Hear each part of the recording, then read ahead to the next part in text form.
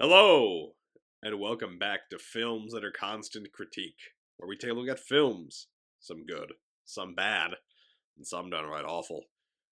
I'm Bongo Baikov, joined by our host, Zaria, Maverick Dren Zaria.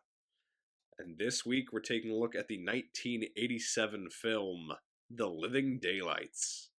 I think you're supposed to say, the living daylights.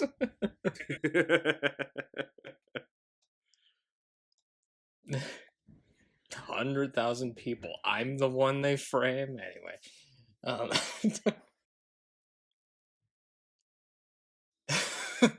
living daylights. This is kind of a weird title for a movie, though, when you think about it. Yeah. Well, the title drop is also weird, but we'll get to that, too. Oh, yeah, that was brilliant. This was the 15th James Bond movie produced by Eon Productions. At this point, Albert R. Broccoli was producing them by himself, because Harry Saltzman left the series after Man with the Golden Gun.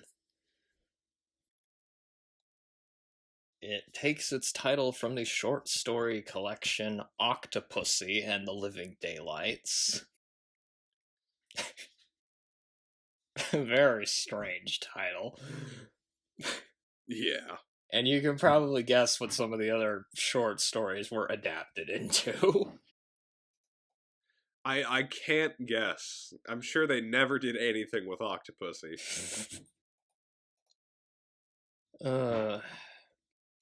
They did 8 things with Octopussy. Bad joke. The beginning of the movie with the sniper is basically the short story The Living Daylights, although there's a few differences. The biggest difference is that in the story, the sniper actually wants to kill her target and knows how to use a gun. Yeah, that's pretty different. Which I guess also changes Bond's motive in the story. Yeah. In the movie, he doesn't kill her because he can tell she's inexperienced, whereas in the short story, I guess he decides not to kill her since he wants to bang her? I don't know. Yeah, that. To be fair, that seems to be a lot of his motivation. The scene in the story takes place in East Berlin. In the movie, it's in the USSR. The line, "I must have scared the living daylights out of her," is in the story. Oh, good. Good. And then that's it. The rest of the movie is like, they made it all up. Like Jonathan Frakes. They just made it up.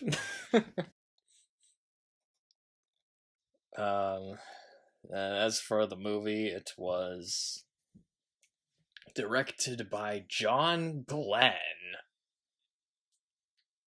who edited, not the astronaut John Glen, it's a different John Glen. Oh, okay, good.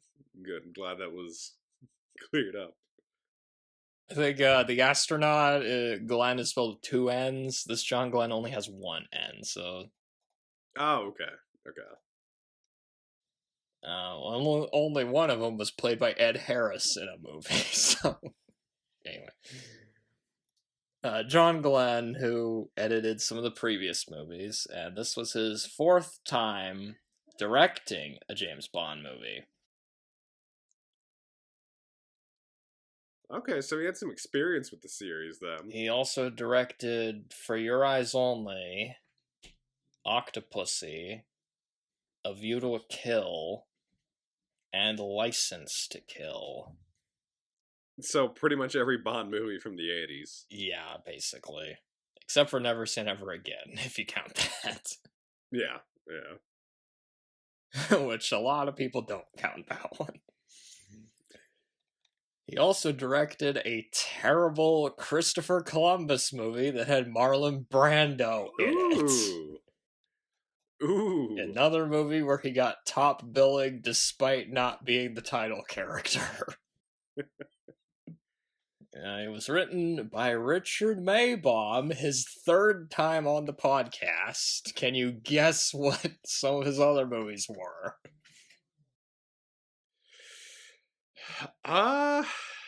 Were they other James Bond movies? Yes. By any chance?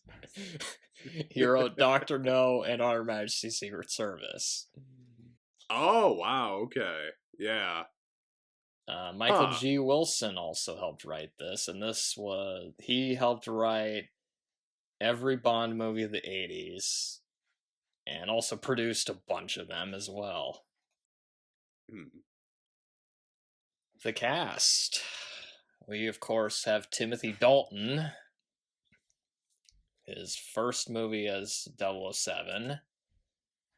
And we've had him on the podcast before, because he's in The Rocketeer. Yep. Neville Sinclair. And like Neville Sinclair, he does his own stunts in this movie. He was also in Toy Story 3, apparently. Right, yes. He's in Toy Story 3. I thought you were going to mention Looney Tunes back in action for a second. Because he does like a Bond parody in that, right? Oh, of course. I don't remember. And I mentioned before, I'm a huge fan of Hot Fuzz, and he's hilarious in that movie. And I'm so glad that movie exists, because that's the closest we'll get to him playing a Bond villain, basically. So, Miriam Diabo, she was in Extro. Oh, that's a really weird movie. I don't know how much you know about it, but I don't think I've heard about it before. That is a poster. It's got a very memorable poster. When Tony grows up, he's going to be just like Daddy. Some extraterrestrials aren't friendly. It's a really, really weird movie. We might have to do it on the podcast. And she's also in a movie called Dorian Gray. I wonder what that's adapting. Oh. Jodan Baker, who we've had before in Mars Attacks. That makes sense. Yeah, actually, considering his character in this movie, that makes sense. And Mr. Science Theater fans, they'll know him from Mitchell and Final Justice. And we're going to be seeing him again in another movie, but we'll get to that. Ooh, okay. Yaron Krabe, who we've had a couple of times. He's in the 1989 Punisher as the villain. Oh, that's okay. That's right. Okay. And The Fugitive, where he's also the villain. Because he's Dr. Charles Nichols in The Fugitive. Yeah. Huh. The guy that switched the samples. And he's the villain in this. He's the villain in a Bond movie. Another returning actor, John Rhys Davies. Yeah, I was not expecting him in this movie. His name popped up in the credits, and I was like, ooh, he's in this. Yep. Because Sala from Indiana Jones. What most people recognize him from. Or Gimli from Lord of the Rings. He's Gimli.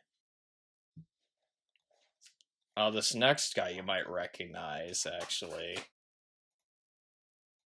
That's John Terry. He was in Lost. The guy that plays Felix Leiter in this. Oh, he was Dr. Christian Shepherd. Okay, yeah, he's a pretty main character in that. Okay. I did not recognize him in this. Yeah, I just wasn't expecting to see a young version of him. I was like looking at his filmography. There was like stuff I recognized, but I was like, I don't know who he plays in that. Like Full Metal Jacket and stuff like that. Although he played Slim in Of Mice and Men. Huh. That was like the only other thing I recognized him from, really. and I haven't seen Lost, but I knew you would maybe know him from that. I can't pronounce his name, but the guy who plays the henchman in this was also in Die Hard. Oh, Andreas Wisniewski. In Die Hard, he's the guy with the glasses that gets the sweater on him that says, "Now I have a machine gun, ho ho ho." Oh, okay. Virginia Hay, which she was in The Road Warrior. Oh. She's the one that plays Pushkin's mistress that gets her shirt torn off. And she might have got her shirt torn off in The Road Warrior, because that happens a few times. Yeah, that would not surprise me with that movie. I don't remember what her character... Her character is just called the Warrior Woman. Yeah, I didn't know that was the same person until doing a bit of reading. The music was done by John Barry. Oh, hold on. There's one last actor that I would like to mention real quick. Art Malik. He plays sort of the leader of the Mujahideen group that we see in this movie. Shit, wait, wasn't had him on True the Lies? podcast. He's in True Lies. Yep. That's right. Yep. I forgot about that. Once you like said his name, I was like, wait a second, yeah. But yeah, he's like the main bad guy in True Lies. I forgot about that. The music was done by John Barry. And this was his last time scoring a James Bond movie. Oh. And he, in my opinion, he went out with a bang with this one, for sure. And we previously heard his work in Star Crash, On Her Majesty's Secret Service, and parts of Turkish Star Wars, because they reused his music from the Black Hole in that. Very weird selection of movies there. This is also the last Bond movie to be rated PG. Are they all like R from here on out? PG-13. Okay. Do you think GoldenEye is rated R? Yeah, I said that and I thought about it a little bit. I was like, huh, probably not. I just don't know what the Daniel Craig ones are rated. The only one, like Casino Royale, that's the only one that maybe could have gotten an R rating of the Daniel Craig ones. License to Kill almost got an R rating, but they had to do some editing on it. Huh. Anyway, so initial thoughts. I'll let you start here. So I had seen part of this movie before, not a whole lot of it. I seem to.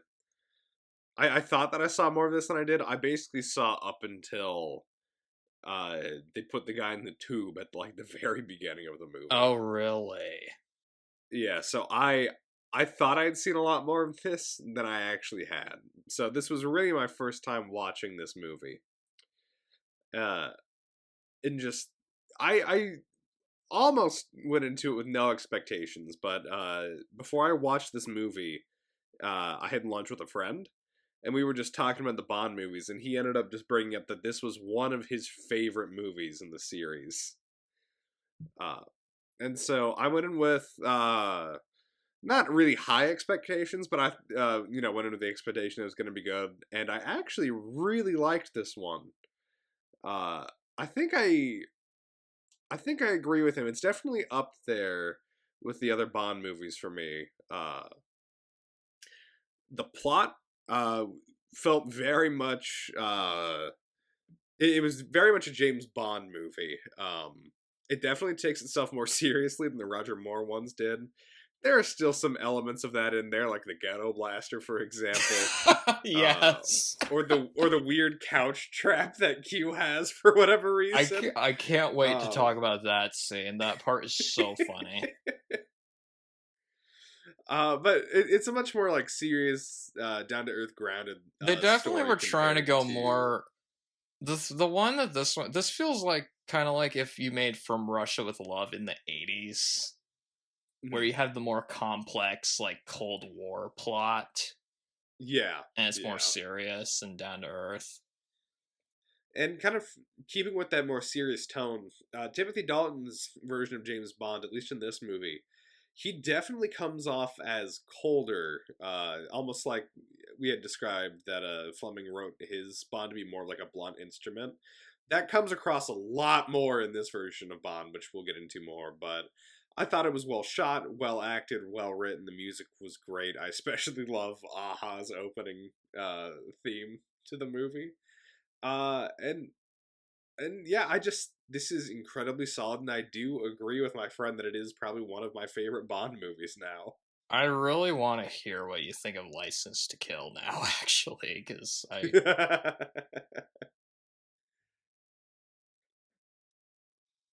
the first time I saw this, like,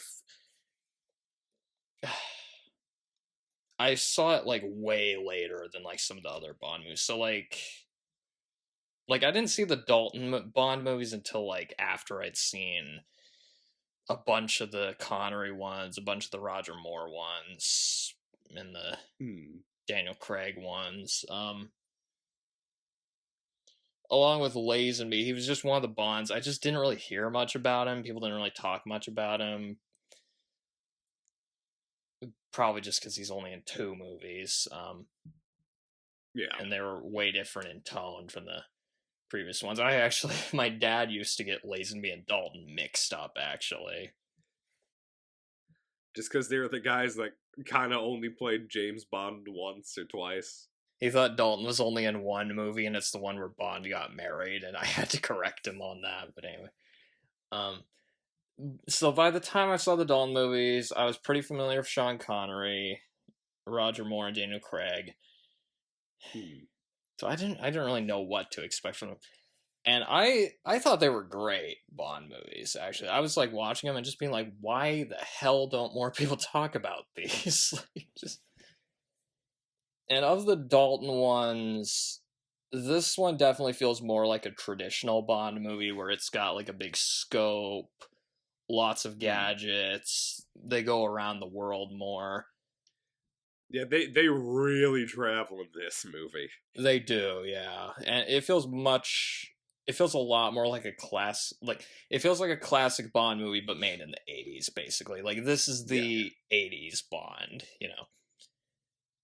Whereas like you compare it to like License to Kill is a lot smaller in scale. It's much darker than this one. But I enjoy both those movies a lot. And personally, Dalton is my second favorite James Bond actor. Oh, okay. Sean Connery's number one, but Dalton is second. And hell, there's some days I wonder if Dalton is secretly my favorite Bond, just because I defend him so much. Of the Bond actors, he's the one that was the most like the Fleming character.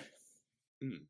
In both personality and looks. None of the Bond actors looked like him exactly, but Dalton was probably the closest, I would say.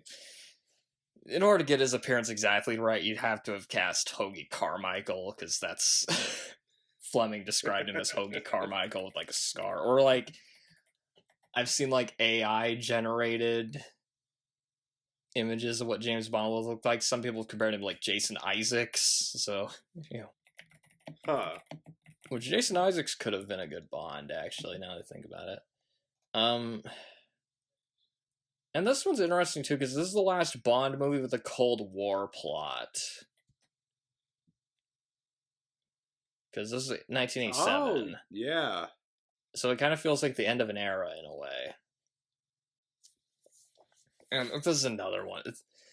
This is another one of the Bond movies I've seen enough times. I probably didn't need to rewatch it or take notes for this, but I mean, I'll take any excuse to watch the Connery or Dalton Bond movies. So Yeah, yeah. I think this is a great. So you mentioned that you. I think this is a great Yeah. Bond movie, by the way. The action's great. I like the complicated Cold War plot. The music's great. But most importantly, Dalton is great. I think he's great in this movie. Yes. So you mentioned that you probably would rank him second among the James Bond actors. So far, I've just ranked them based off of the movies that we've watched so far. Oh, based on what we've watched. Oh, that's an interesting... Yep. I thought of that. Because based off of what we've watched so far, I did put him at the second. In my second slot as well. If I do have any criticisms of the movie, though, I think the villains could have been better. Yep. They're a little bit... They're not the most memorable villains. They're not terrible, but they're just... Compare them to other Bond villains, I mean, they don't exactly stack up to, like, Goldfinger or... Yeah. Dr. No, for example, you know. And despite that the rest of the film feels so serious, there are some moments where they do feel a bit more like Roger Moore villains, especially Joe Don Baker's character. His character definitely feels like he would have fit more into a Roger Moore Bond movie, and even Your Own Krabbe has a few moments like that, actually. Like, Your Own Krabbe at some point sort of feels like Kamal Khan from Octopussy, actually. But overall, I really enjoy this one. I'm really glad you enjoyed it as well. So, yeah. You know, someone who didn't enjoy it as much as we did. Oh, Leonard Maltin. What do you want to guess Leonard Maltin gave it? I'm gonna guess he gave this a 2. 2 out of 4. A little bit higher than that, 2.5. Okay. He said, Dalton makes an impressive debut as James Bond in this entertaining globe-trotting spy story.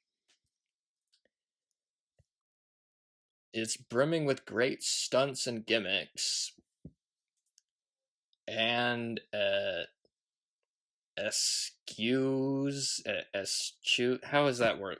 Is it eschews? I think it's pronounced eschews, yeah. Eschews the smirking comic attitude of other recent Bond outings. But, like some other Bonds, this one goes on far too long.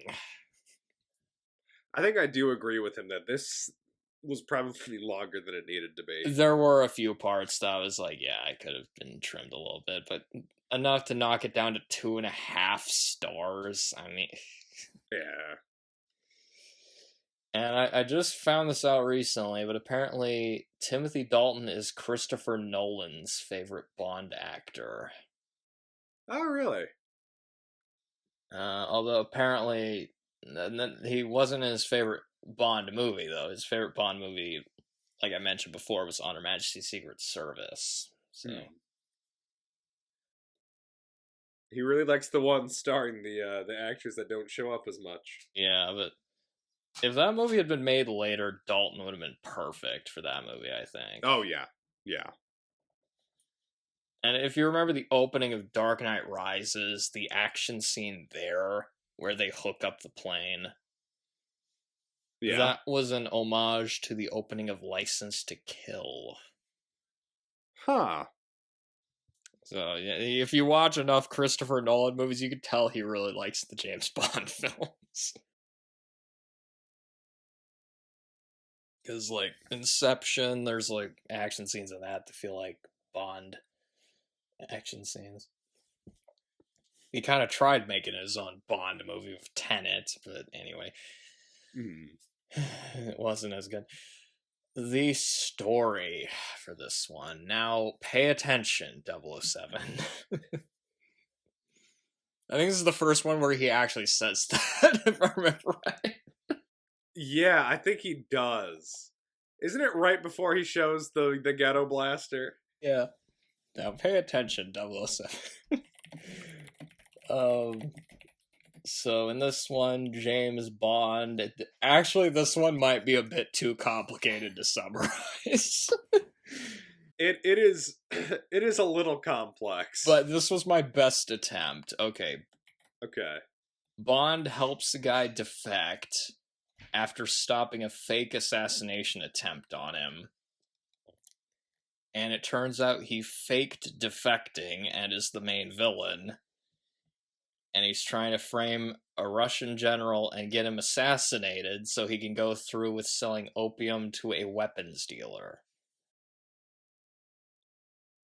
This opium is supplied by the Mujahideen as well. Yeah. Bond gets his last Cold War adventure. Oh, and he only bangs 2 women in this one. That's pretty low. Yeah, I think the reason I've heard is because it was made in the 80s and, like, AIDS was a... Oh, yeah. Yeah.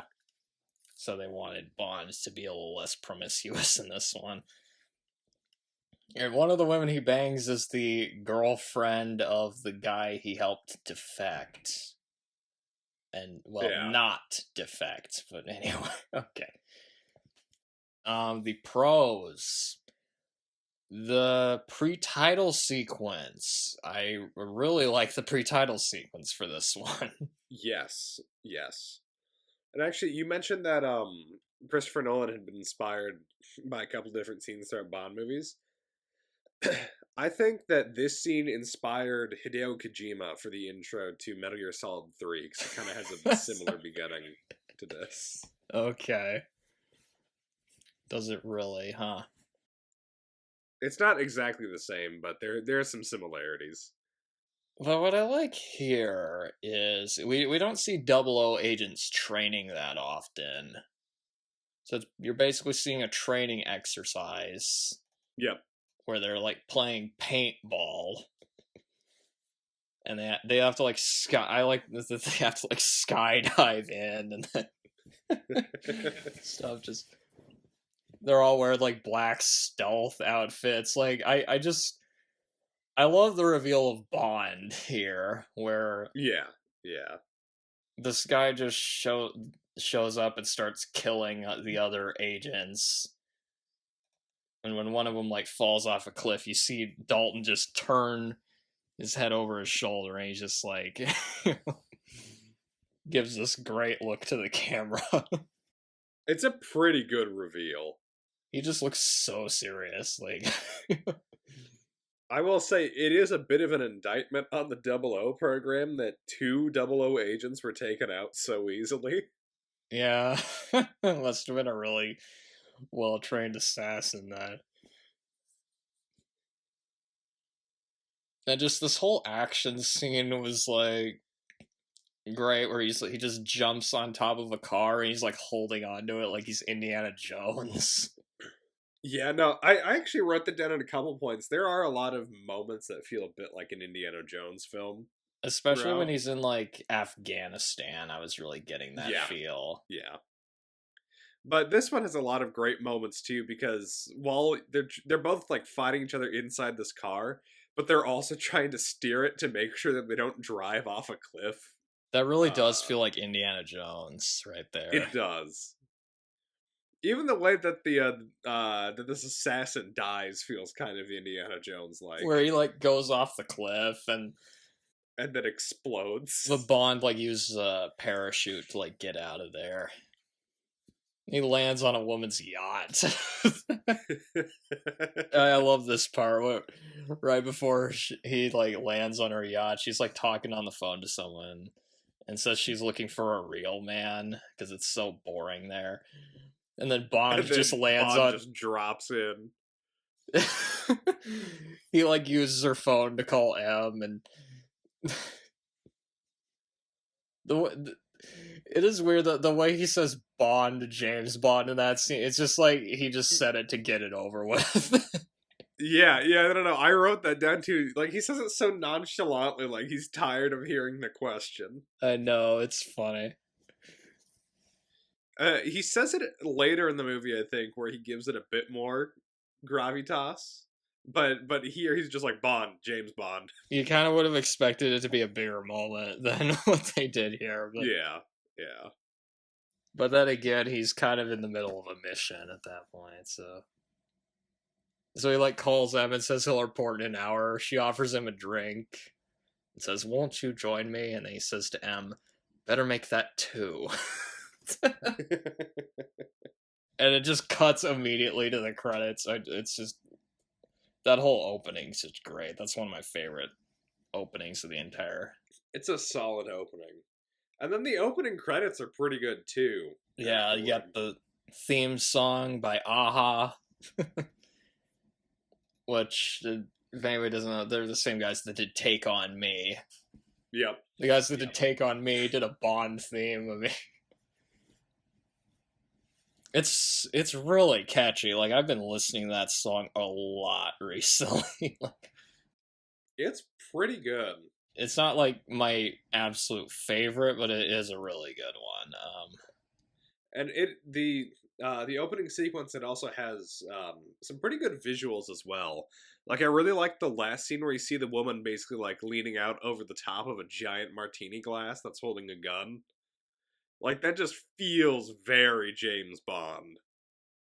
There's a lot of water in the opening titles, from what I remember.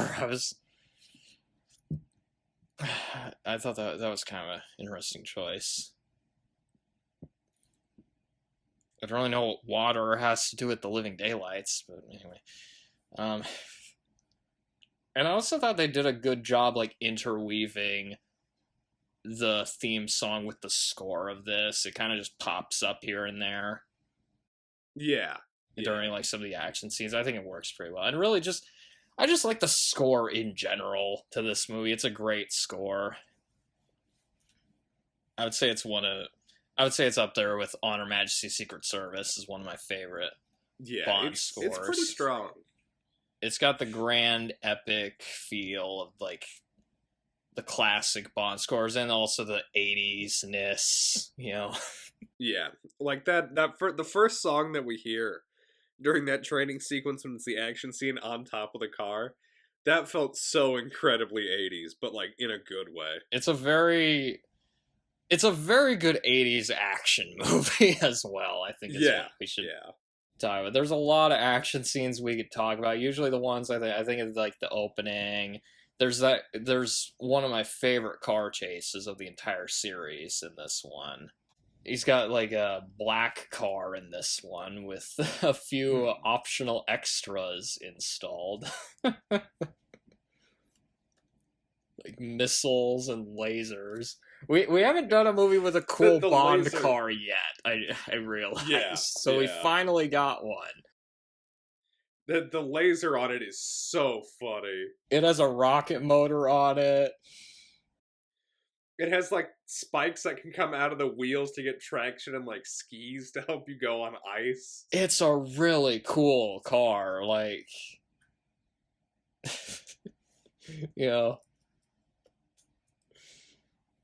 like, when he uses the laser to, like, cut through the other guys. Saws, like, another car in half.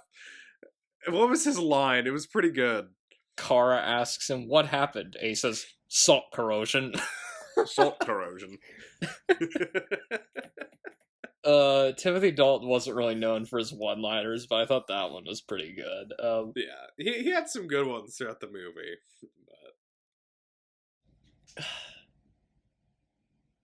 But... yeah, let's just talk about Dalton. Let me go back to that in my notes.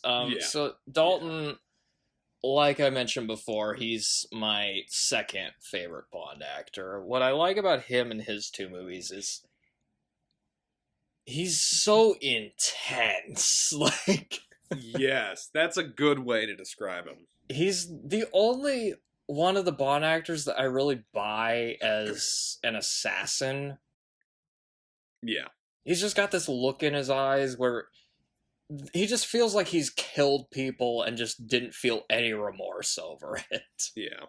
And I think one of the scenes that's shown off the best in is when he's confronting Pushkin and Pushkin's wife. That's probably my favorite scene in the movie, yeah. Where is it's so good. And you buy that he is, like, fully ready to kill Pushkin because it's the mission. It is intense. There's some fantastic acting from the two of them. Because, like, Bond is just... he's so cold. Like, he does look like he's actually going to kill him. Yeah. And Pushkin really does just feel like he has no idea what's going on. He's just so confused. And then Like, Bond feels like an actual assassin in that movie. Like, he will kill him. Yeah. And the way that he takes out Pushkin's guard as well is pretty intense too, because he basically forces Pushkin's wife to strip. So the guard runs in, sees her, and then just like stops for just long enough for Bond to take him out. It feels kind of insidious.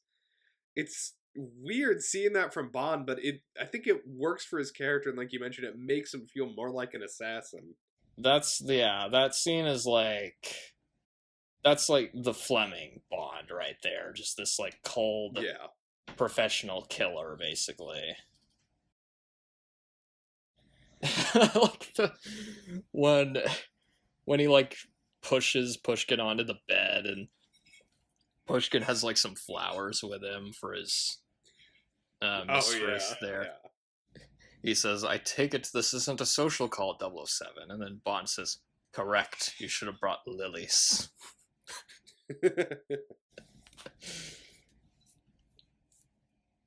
But yeah, it's such an intense scene, and like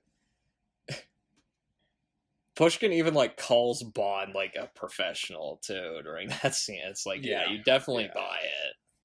And Dalton just looks so cool in that scene too, with like his jacket and the gun with the silencer and the stares. Like he has these moments where he just stares, and Dalton just has this really callous stare that he does, where it just looks like he's killed tons of people and it didn't bother him that much. So, which again is perfect for the character. And again, you mentioned kind of like his style, the way that he dresses in this movie, which I think also just really fits his character, especially like that. He's got this like tuxedo that he can just fold into a black stealth outfit. I thought that was so cool, like when he did that. Yeah. Because he wears that for a pretty good chunk of the movie, from what I remember. At the beginning, yeah. And then, like, towards the middle, he's more in, like, cold gear, and at the end, he's in, like, that tan suit, I think. Yeah. He's got a lot of really cool costumes in this one. He's dressed like a spy in this one, which is, like, again, like... Yeah. You just buy him as, like, a dude who's just done this a lot before, so, you know... And we also see Bond as a sniper at the beginning, too. Like, we don't see that very often. Yeah. And we find out that he's a good enough shot to just shoot the rifle out of another sniper's hands. It's kind of weird. We were talking about how, like, cold and callous he is, but then, like... Yeah. He doesn't kill his target here. And there was another. He had kind of a weird line there when they were looking for the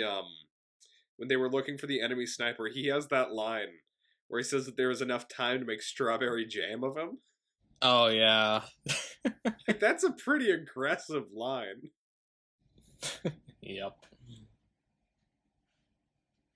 It's an interesting scene too, because he's there to stop an assassination attempt on Koskov, Euron Krabe's character.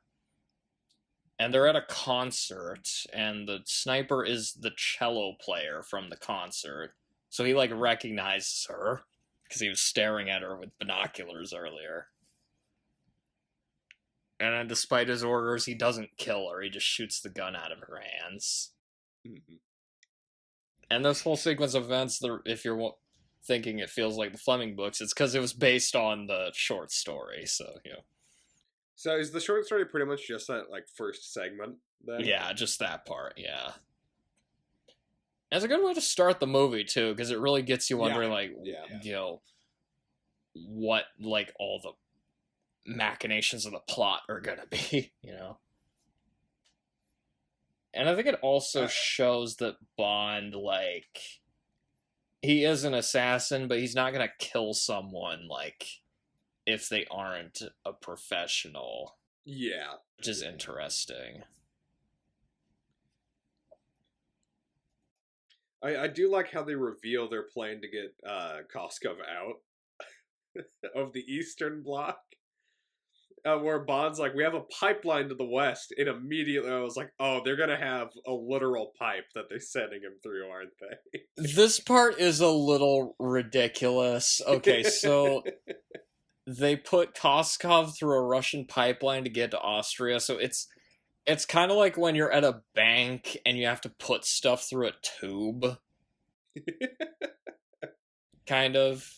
Except it's just this, they shoot this guy across the border, basically. It's a bit cartoonish, and he goes through it so fast. Yeah, they shoot him from like Czechoslovakia to Austria, I think. And the other weird thing about that scene is they have this Russian woman there to help him, and she distracts, like, she distracts this guy there with her cleavage. Yeah, it's a weird scene. Sneak him across the board. Yeah, it is kind of a weird. That's one of the scenes that feels like it'd be from a Roger Moore Bond movie. That is the thing with this one, is you can tell that there's still some remnants of the Roger Moore movies here. Like, for the most part, they take things pretty seriously, but there's a few weird things like that here and there. Including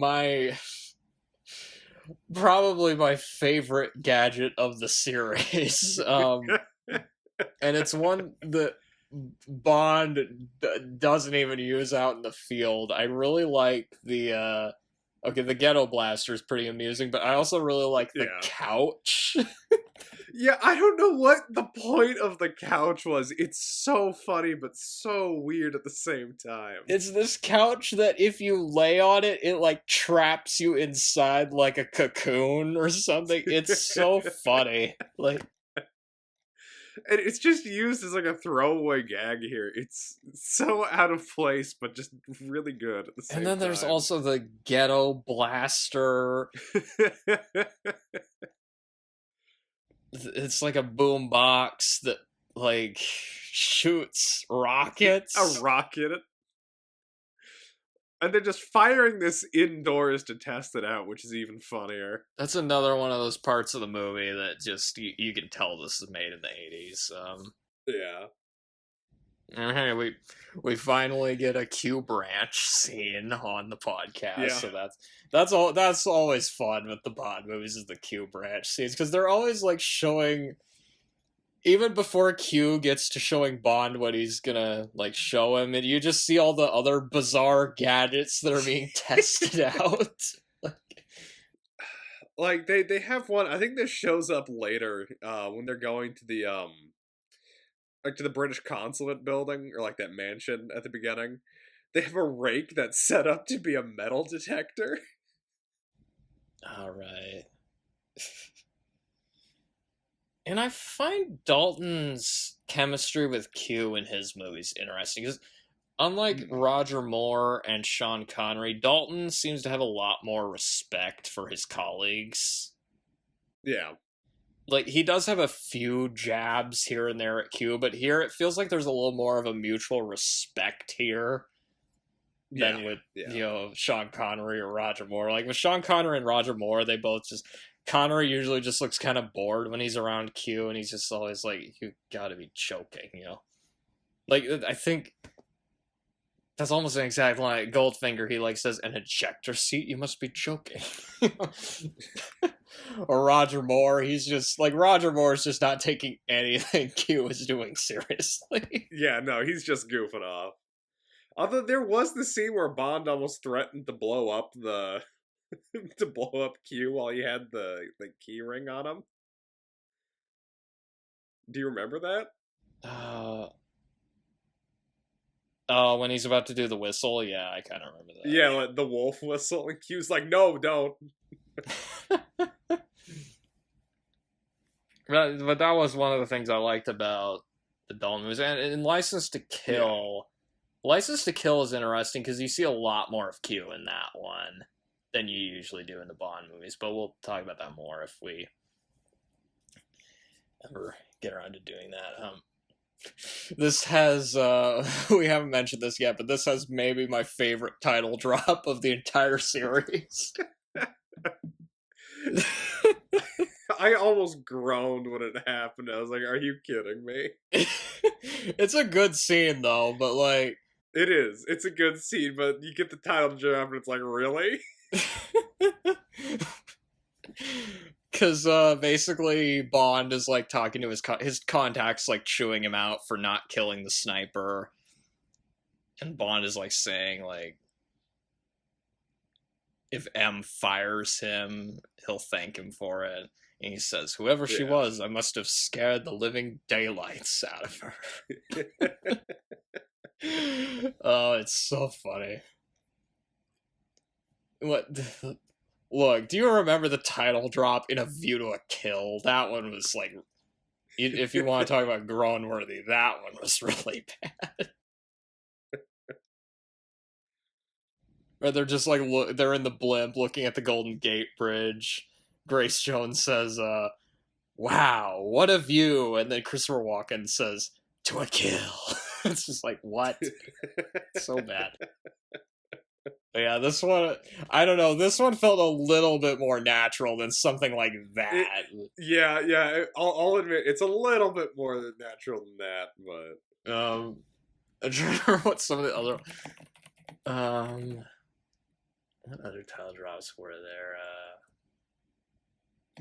You only live twice, Mr. Bond. Actually, you know what? No. This is probably my second favorite title drop of the series. You only live twice probably has my favorite one. Blofeld says, "You only live twice, Mr. Bond." I like the part where the blonde henchman pretends to be a milkman. Okay, I wanted to bring up that whole sequence because I love this whole thing. Because it feels like something out of the Hitman games. It's so funny. He's like, he's pretending to be a milkman to sneak into like the MI6 headquarters to like kidnap Koskov. He's throwing these explosive milk bottles at people. And it's not just that, there's so much more. So he's throwing explosive milk bottles, but he's able to like disguise his voice perfectly. So he bumps into someone and sounds American. He kills the milkman that pretends to be British. Then he starts copying other people's voices from inside the mansion to trick the radio operators into thinking there's a gas leak. There's a very important thing you forgot to mention. He kills people with his headphones. That's right, I forgot about that. He's like using a Walkman to listen to the Pretenders, and so he like strangles them with it. So the last thing these people are hearing is a song by the Pretenders. I just find that so funny for some reason. And he has this fight in the kitchen that goes on for quite a while. Doesn't he like kick a dude? He does like a... Yeah. And like it's a pretty intense fight too. One guy, like the guard, gets his face pressed into the burner. He throws salt in the milkman's eyes. Everything in the kitchen is just getting demolished. They're just throwing each other around. It's such a good fight scene, and it happens with like a really minor character and like an assassin who's like a secondary antagonist in this movie. Pretty much, it's so weird, but it's so good. It's kind of weird that Bond wasn't involved in that fight scene, but yeah, it is a really good scene, it's a fantastic fight. It's one of my favorites in the movie, and Bond's just not in it. My favorite fight scene of the movie, though, is definitely the one at the end with the when they're on the plane. Oh yeah. That is some like Mission Impossible stunt work there. Like that is crazy because they're on this like big Russian plane. They're like the like back of it opened up, and they're just hanging onto this like net with all the opium in it. It's just hanging out of the back of the plane. Like it's so intense, and just the fact that they're like just hanging off of this big net for real without like, okay, there might be a few special effects in there, but like those are actual stuntmen doing that. Oh my god. Yeah. It's insane. This movie just has a lot of really good fight scenes. Like, they're all just, like, solid. I really like the action scenes in this. Yeah, that one's really good. The car chase, like we mentioned earlier, and the one at the beginning, obviously. Yep.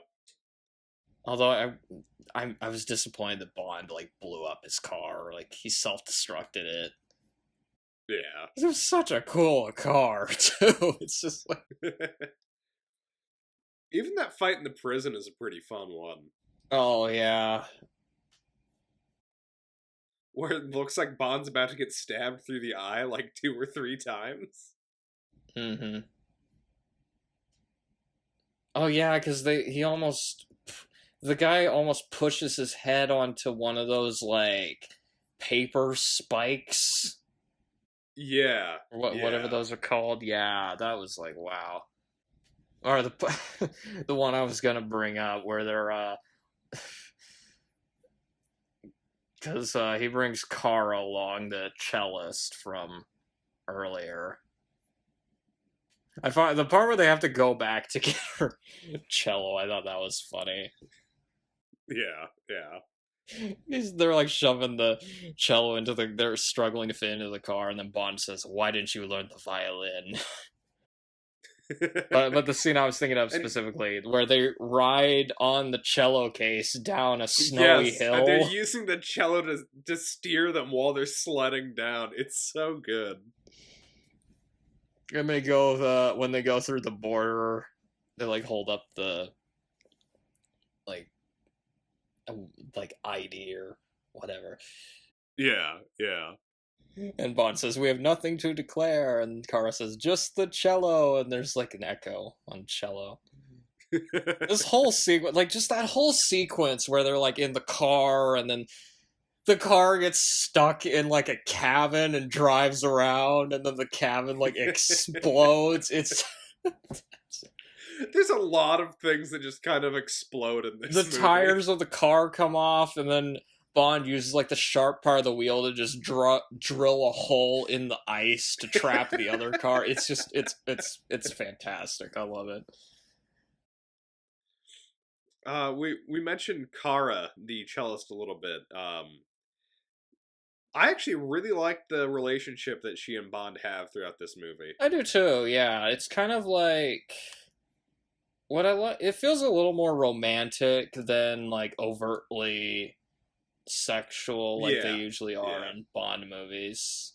And I thought they had nice chemistry. Because it feels like they actually go on things almost like dates at some points, like the whole amusement park. When they're in the amusement park. They're in like an amusement park. Yeah, it is kind of weird seeing like Bond wearing a tuxedo while on like while riding like a roller coaster. On a roller coaster, yeah. I do find it funny in that scene how the guy at the shooting game booth at the carnival had to ask Bond to stop. Yeah. Yeah, it was just kind of refreshing just having Bond have more of a romantic relationship here than we usually get. And they made Kara, honestly, it feels Kara's just a normal girl. Like she's not like she's not another agent, just like she's just, she's an unwilling participant in the plot, basically. Yeah. Which was kind of refreshing. And like towards the end of the movie, she does get like a few more actiony scenes to do, which I think is nice.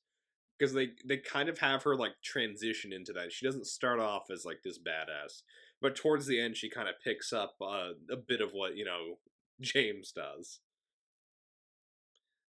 And another thing I wanted to mention is that the development of their relationship to the end of the movie, I think it feels a bit more natural than the one in On Her Majesty's Secret Service. Okay. Like, I could see this Bond marrying Kara. Well, he doesn't, but, I know, but I could see it, like, if they wanted to write that in, I could have seen that happening a bit more naturally than... Man, that would have been really sad if, like, they marry and then Blofeld like kills her. They play "We Have All the Time in the World" again. She calls him a horse's ass at one point, which I thought was funny. Yeah. She's like worried. She's like actually worried that she'll never see him again. Like when he's gonna go like leave to like fight Koskov, basically. Like she's actually worried she's never gonna see him again. It was kind of weird watching a Bond movie where it seemed like they actually have chemistry. It's weird. Yeah, yeah. You actually kind of give a shit about these two getting together. I did not get that from Live and Let Die, for example. You know. And also that she's like actually trying to help Bond towards the end, although she does almost crash the plane at one point, you know. Yeah, yeah.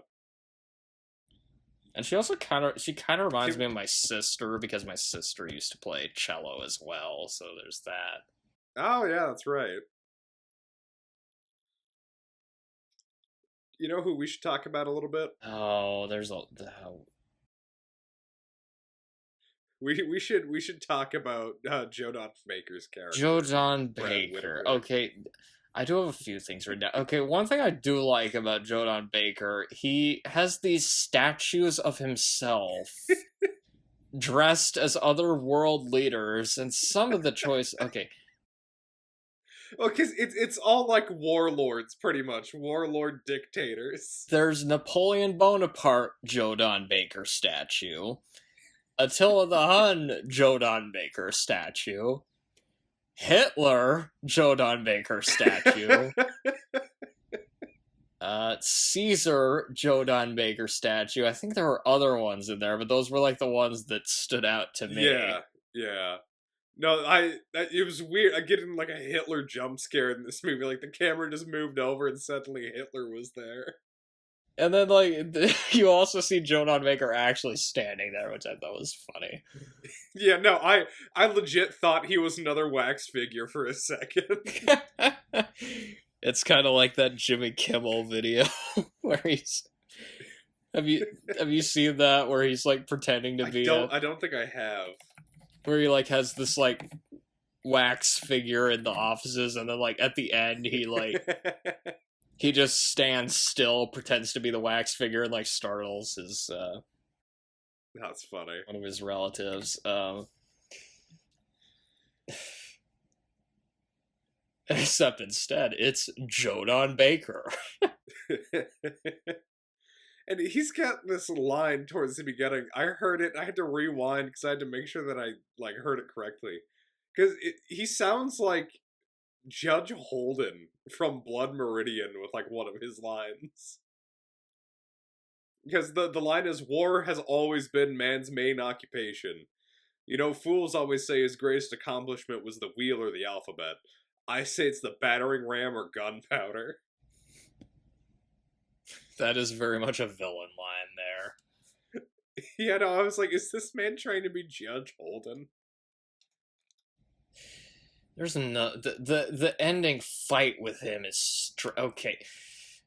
Where Bond like okay, so basically he's like a weapons dealer. Yeah. And his house just has all these like weird toys and that like he's like recreating Civil War battles. I'm fighting it the way I would have done it. I think it's one of his lines. Yeah. Bond like sneaks into his house at the end and they have a fight. It is a pretty silly scene, but I find it kind of enjoyable. Whitaker has this weird body armor and a gun with a bulletproof shield attached to it. Yeah, it's got like a face shield on it. And he's got this like little toy cannon with a guy that like this little like army dude that like lights the that lights the fuse. He's got a line during this scene where I think he was trying to make fun of Bond. It's a Smith and Wesson. If you had your 6 line, yeah, you had your 8. Now I'll have my 80. Yeah. And the way Bond kills him is pretty funny because he uses the little keychain he got earlier that like blows up. He like was it the Wellington, is that who the statue was? I think so, He, yeah. like, puts it behind the statue of, like, Wellington, and, like, he whistles, it blows up, and, like, lands on Jodan Baker, kills him. And then when Pushkin shows up, and Bond, like, says he met his Waterloo. I thought that was a pretty good line. Yeah. There's, like, the two, like, Bond one-liners I usually remember from this are, like, salt corrosion and he met his Waterloo. There's so much we haven't mentioned, though. I guess I had more stuff from Matt Dalton. I find him more, like, relatable than a lot of the other Bond actors. Like, he feels more human than a lot of the other Bond actors. Like, he feels he's a lot less confident. And while he is a cold, like, killer at times, like, there are parts of the movie where you can tell he does really care about people that are close to him. Yeah. Like, even when he's confronting Pushkin, there's, like, you can see the hesitancy that he has about actually killing him. Yeah. When, I think the perfect scene of it, when Saunders dies. Like, he looks genuinely upset during that scene. Yeah. I will say, though, Saunders' death was a little bit ridiculous. It is but, I mean, how could you hate a Bond movie where a guy gets killed with a sliding glass door? I mean, come on. Although, joking aside, that scene is actually really sad, because the way Bond reacts there, like, he looks genuinely horrified when he gets killed there. And he immediately tries to hop up and go kill the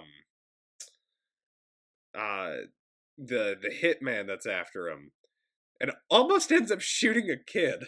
It's because he like finds a balloon. The balloon, like, says "Smear Spionum" on it. I like when he, like, holds the balloon in his hands and just pops it with his hands. He's just so angry, and then he accidentally pulls his gun on a kid that's, like, carrying balloons. But then he, like, puts it away immediately and tries to calm himself down, so... Yeah. And then that stare. He gives this stare. He really does have this really, like, this cold, intimidating stare. When he sees Kara again, like, Kara, like, asks him if he heard from Koskov, and then Bond says, "Yes, I got the message." He's just so intense during that scene. I love it. Like, he's gonna fucking kill this dude. Like, you definitely get like, he takes things personally. Yeah. In these, which they explore that a lot more in License to Kill, for sure. Like, you get the sense he's a guy that he doesn't really like his job. Yeah. I mean, he even has that line about M earlier that you mentioned. Stuff my orders. I only kill professionals. If he fires me, I'll thank him for it. Something like that. Yeah. Like, he seems like a guy, he doesn't like his job, but he'll do it anyway, because, I mean, he'll like... He'll follow orders within reason, but, he's willing to disobey orders and risk getting fired, as we see from the beginning, where he doesn't kill Kara, because she's not a professional sniper.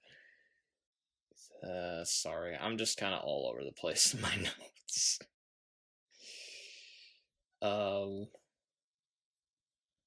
Another thing worth putting. Okay, there's the parrot in this. Oh yeah, it's in the MI6 plane. Is the same parrot that appears in another Bond movie, For Your Eyes Only. Huh. Which is a fun little detail. Yeah. It's a same director did it. A different Bond actor though, because that was Roger Moore. Yeah. This is also a movie that you can watch while eating. Yes. Or at least I did. I had lunch while watching it, so. I had it after lunch, so close enough for me. And it's been snowing a lot recently, so it felt like the right time to watch some of the Okay. chase scenes in this. It hasn't just been snowing, it's also been like -11 outside. I know, yeah. I've been trying to stay inside as much as possible. I have to like walk for 15 minutes just because the parking situation at work is awful. Today was just brutal. I hated it. I'm so sorry. John Rhys Davies is in this as General Pushkin. What I find interesting is this is a rare case where the Russians aren't the bad guys. Yeah. Yeah. Because instead the whole twist is that like they're being set up, basically. Yep, by essentially these weapon dealers. And opium dealers. Yep. Yep. And just I like the Cold War elements. I mean, this is the last Bond movie with a Cold War plot. From Russia with Love is another one of my favorite Bond movies, so I kind of have a soft spot for Bond movies with Russians in them. And I think Bond just fits the Cold War era. Yeah. Yeah. So I mean, they didn't even like totally leave the idea either. Like Goldeneye, for example, there's quite a few Russians who are the bad guys. I mean, the opening of that movie takes place during the Cold War, so yeah. And with this movie, I mean, you got the complicated plot. You got assassination plots, arm deals, drug smuggling. You could really tell this is made during like the Iran-Contra affair and like. Yeah, no, the plot is very Iran-Contra. And also, it was, you could definitely tell it was made during the Russian invasion of Afghanistan. Yeah. Which isn't the first time we've talked about that on the podcast. Rambo 3, yes, because Bond fights Bond fights with the Mujahideen in this at one point. Soviet Afghanistan was just really busy for action hero types. Big Boss was there in 1984. Bond was there in 87. Rambo was there in 88. No wonder the Russians lost. And it's interesting. I can't really think of any other. Are there any other Bond movies where he like gets involved with like current events? I don't really have any that are coming to mind immediately. But yeah, he like works with Pushkin to fake an assassination so they can figure out Koskov's plan. So there's just a lot of like, like like plotting behind the scenes and stuff. Yeah, and, fake assassination. There's 2 fake assassination attempts in this movie. Because there's the one at the beginning, and then there's the part where he pretends to kill Pushkin. And yeah, it's not often you see an action movie from the 80s where Middle Easterners are depicted as heroes, so that's kind of different. Because again, it was made, the Russian invasion of Afghanistan. And it just feels epic. I mean, there's like points of this where it feels like Indiana Jones during some parts, like especially when the stuff in Afghanistan, where Bond is like on a horse, for example. Yeah, he's like riding a horse. He wears a turban at one point. Yeah. Although, imagine though if they did a similar thing to You Only Live Twice, except instead of making him Japanese, they make Bond into a Middle Eastern dude. Oh, that would not be received well. Oh, jeez. But there's also like a little joke that I thought felt pretty Indiana Jones. So, Bond gets into a plane where they started to load in the opium. Someone sees that it's Bond, they figure it out, and so he starts shooting at him, but there's two other soldiers in the plane. Instead of trying to fight Bond, they immediately just ran out of the back of the plane. That does cut, yeah. And then he does like a quick turn around to take care of them and sees that they're gone and looks a bit confused for a second. It just feels like a quick Indiana Jones-ish gag. Again, you can kind of tell this is like a... Because, like, Bond movies, they were, like, trying to catch up to, like, the action movies of the time. I guess this was, like, them trying to catch up to Indiana Jones. Octopussy's kind of the same way, where you can kind of tell that one's... Except what's weird about that one is, like, okay, Octopussy is set in India, but came out before Temple of Doom, so anyway. Oh, another good Bond line when he's talking to Koskov on the plane. Koskov says, "But we have an old saying, duty has no sweethearts." And then Bond says, "We have an old saying too, Yorgi, and you're full of it." Pretty good one. This is also the only movie where Bond says the F-bomb. I don't know if you noticed that or not. I didn't know. When does he say it? You don't hear him say it out loud, but if you look closely during once, okay, it's when Kara is trying to catch up to the plane Bond is flying, and she doesn't understand what he's saying. You don't hear him say it, but if you look closely, you can like see him mouth the words like "fucking hell."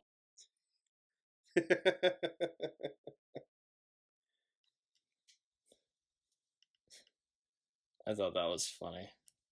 Yeah. But of course you don't hear him say it like out loud. But yeah. If you look closely during that scene, he definitely says the F-bomb during that. And speaking of bombs, I like the part when he drops the bomb and the bridge blows up. Oh, that was pretty good. That whole plane scene at the end is pretty good because he drops the bomb and then they find out they're out of fuel, and so they do this ditch maneuver where they basically have a parachute attached to the Jeep. They drive the Jeep with a parachute out of the plane. That part was cool. Yeah, I like that part. Yeah. It's just the explosions in this movie look really good too. Like, yeah, you can tell there are a lot of real. So like when the bridge blows up, which the bridge was a miniature, but it looks pretty convincing, I think. Yeah. Again, kind of looks like an Indiana Jones special effect. Yeah. So. A lot of the effects look pretty good in this, especially the explosions. I do like that when they land the Jeep, he sees the sign and he's immediately like, "I know a good restaurant in Karachi. We can just make dinner." I knew exactly what line you were gonna mention. The orchestra concert at the end. Kara's like playing cello even though the cello got a bullet hole in it. Yeah. Would it still sound right if it was like that? I don't know. Probably not, but it's a Stradivarius, so I mean, you still kind of have to play it. What was that line? Yeah, what was that line Bond said about the Stradivarius? I'm trying to remember. Yeah, he just says something where it's like, it's a Stradivarius. They all have names. Yeah, they all. Yes, that one. Thank you. But what I was going to mention, the conductor at the concert is John Barry himself. Oh, that's fun. Which is pretty cool. I think it's the only time he had a cameo in one of these. And General Gogol is there at the at the concert. He's the Russian guy that talks to Kara. He's in some of the other Bond movies, including Octopussy. Huh. Oh, he's been in quite a few, actually. He's in a lot of them. I think he's in From Russia with Love as a villain, but then he plays like General Gogol in a bunch of the Roger Moore ones as well. Hmm. And this was Living Daylights was his last appearance in a Bond movie. Okay. But he doesn't really do anything have anything to do with the plot, though. But yeah, it's kind of nice seeing him there. Yeah. I also like how the Mujahideen show up at the opera hall. Yeah, that was kind of funny seeing. And they're still like, they have like the bandoliers with the ammo still on. Yeah, that was funny. And then Bond bangs Kara after the concert. He's just waiting there in her room. Yeah. Another thing worth pointing out, Smeart Spionum is a reference to the Bond books. Because in a lot of the Bond books, Smersh was the evil organization rather than Spectre. Oh, okay. Because Spectre didn't show up in the books until Thunderball. So they mentioned Smersh in this movie, even though it's kind of only a passing thing. And this is also the second movie we've done on the podcast where Yaron Krabe is the twist villain. Yeah, that's true. The other being the fugitive, obviously. Well, okay, the 89 Punisher kind of has that weird thing where he works with the Punisher for a little bit, but then he becomes a bad guy again. At the very end. Like, he starts off as a bad guy, then he's working with the Punisher, then he's just a bad guy again. It's like, what is going on with you, dude? I love this movie, but I do have a few cons with it, if you want to get into that. Yeah, we can start getting into those. This probably would be, like, a little higher for me if it had more memorable villains, if I'm being honest. Now, yeah. They're not, like, terrible, but they're not that threatening. They all feel like secondary villains. Like, they should all be working for someone else. Yeah. Like, Whitaker's barely even in the movie. He's only in, like, 3 scenes? Yeah. And he shows up so late in the movie, too. That is one advantage License to Kill definitely has over the Living Daylights. The villains in that one are a lot better. They're a lot more threatening. The villains in this probably could have worked if they were in a Roger Moore movie. Mm-hmm. Like, say, they probably would have worked fine in, like, For Your Eyes Only or Octopussy, but here it's just, they're kind of goofy. You know, Dalton is so serious, and these guys are just and then you put him right next to Brad Whitaker, and it's... These guys don't stand a chance against Dalton's Bond. No. Or maybe that was the point. Maybe they made them sillier just to contrast with how serious Dalton is in this. I don't know. Kind of like with Batman. What done for Daniel Craig's last movie. They just introduced like a Roger Moore era villain. They kind of did. I mean, there was that Russian scientist that was pretty goofy. I tried that. Wait. I guess Blofeld in his two Daniel Craig movies kind of felt like a Roger Moore villain at some points. He wasn't quite that goofy, but the whole twist with him, and then that scene with him, and like the scene where they basically made him Hannibal Lecter. Spectre of the Lambs.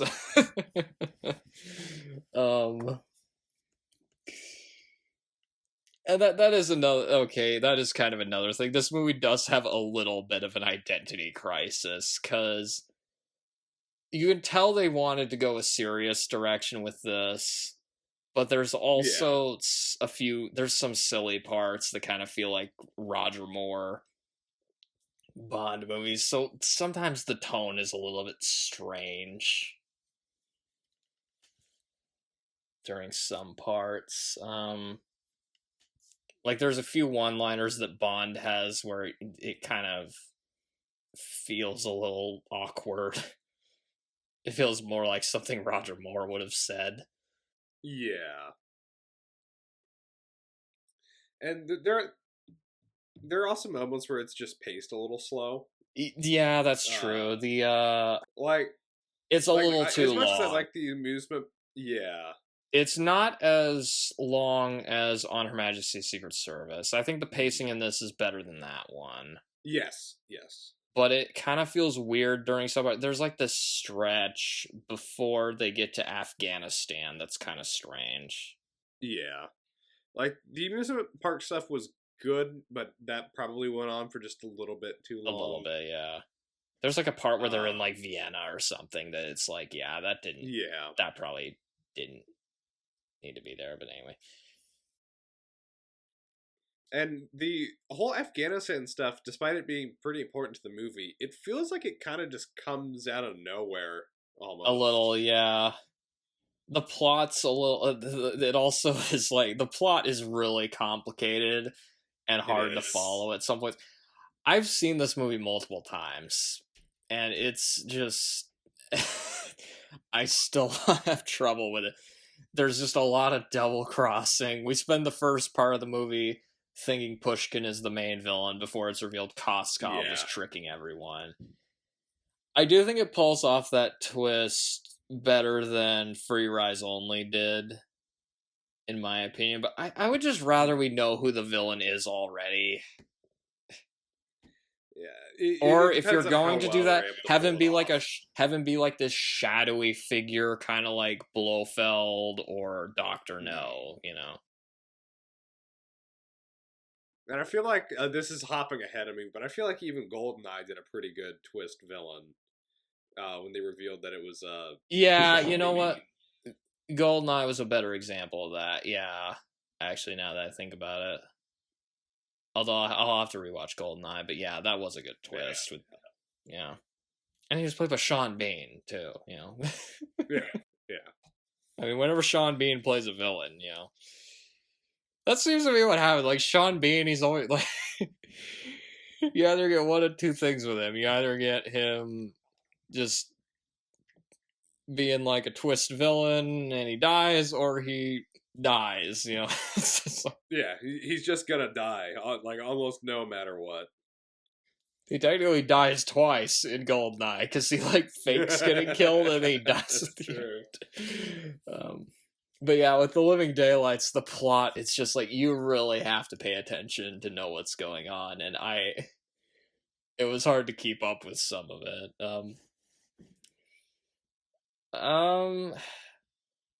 Also, this movie really missed Lois Maxwell as Moneypenny. Yeah. Caroline Bliss, this is her first time playing Moneypenny. She's okay, but she's not really in it that much, and she kind of just gets blown off by James. She kind of just feels like a secretary, just any secretary. Whereas she doesn't quite have that chemistry that Lois Maxwell had. Yeah. And they really struggled to find a good Moneypenny replacement for a while, and she wasn't quite up to that task. She mentions at one point maybe Bond can go over to her place and listen to Barry Manilow, which I don't think Bond is gonna want to listen to Barry Manilow, but no, probably not. Who knows? Maybe he just really loves Copacabana. I don't know. Or I write the songs. So. I wish another thing. I wish we'd gotten to see Koskov die. Yeah.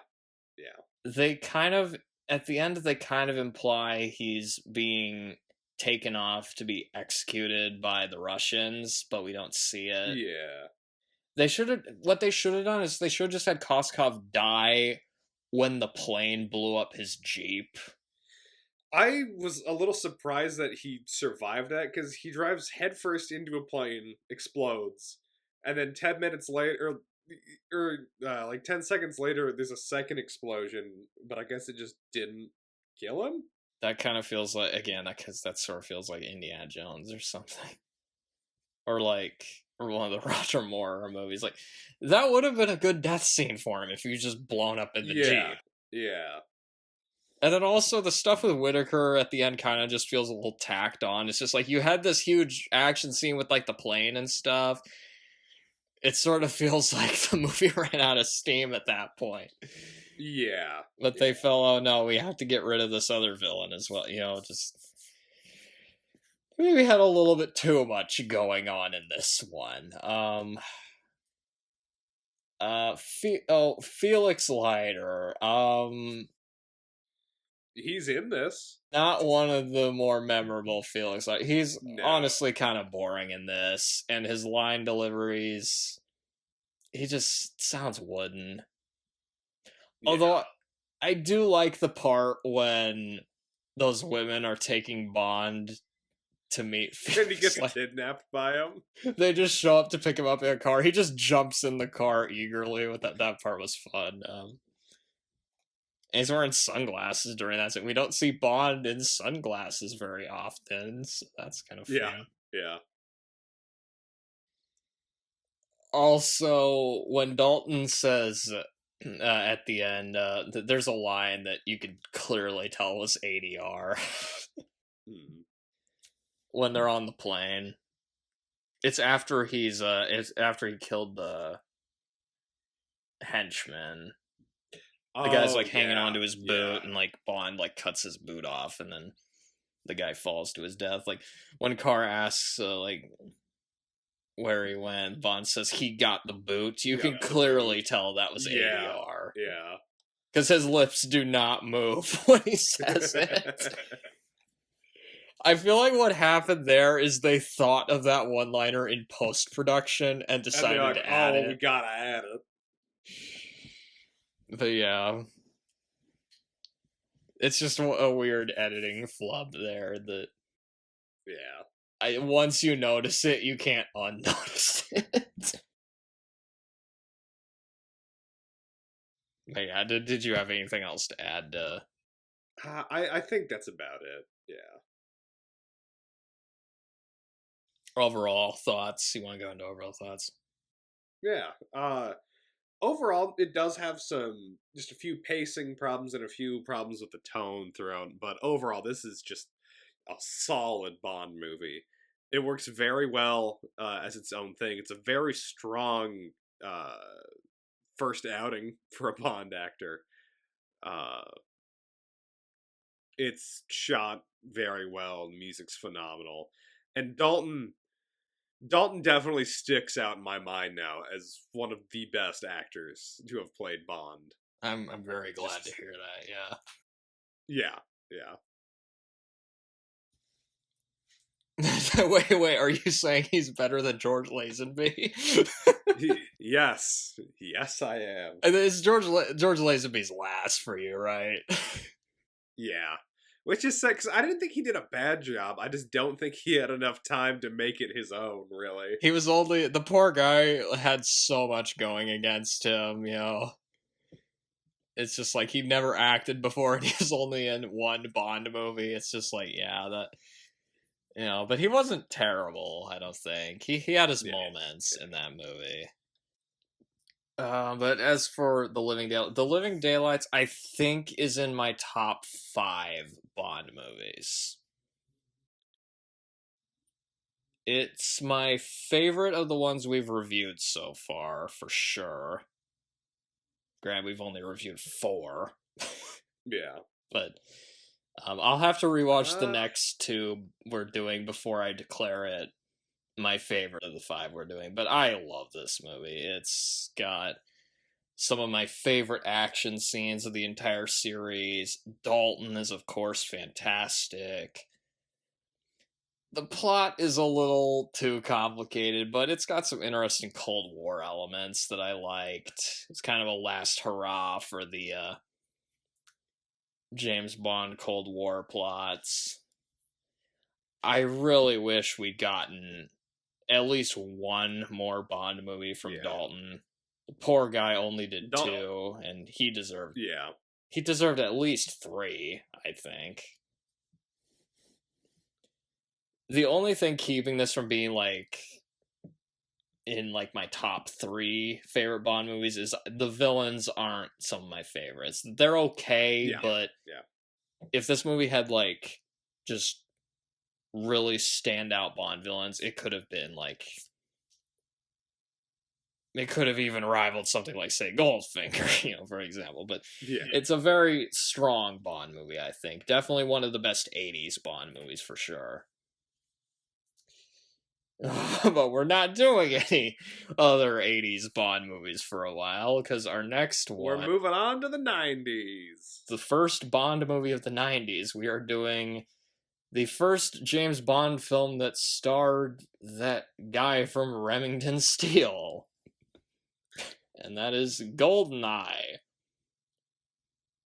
Starring Pierce Brosnan. I am excited to rewatch this one. Yeah, I am too, actually. Mainly because of... There's 2 characters in particular that are... I'm excited to watch this one again. Yeah. But until then, Andy Griffith. That wasn't a smooth transition, but that's what we're going with. Good night, you stupid idiot. Good night, you miserable slob.